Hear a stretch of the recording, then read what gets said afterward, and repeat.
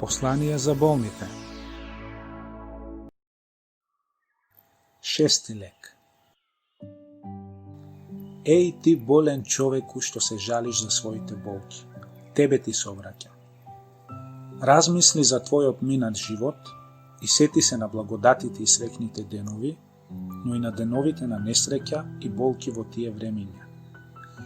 Веројатно ќе воздивнеш со ах или ох, односно тогаш срцето и јазикот или ќе речат елхамдулилах, шукур, слави фала му на Бога, или пак ах што ми се случи, ах каква штета. Биди внимателен.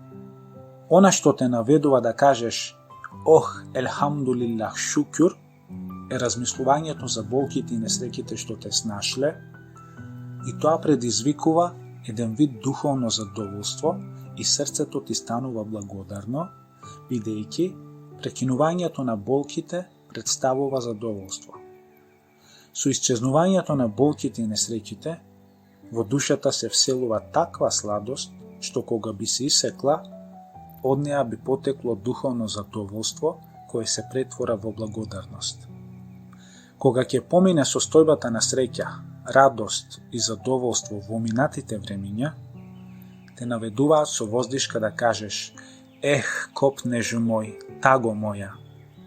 Во душата останува трага на вечна болка и кога и да се присетиш на тие времиња, таа болка повторно оживува и од неа започнува да извира копнеж и тага.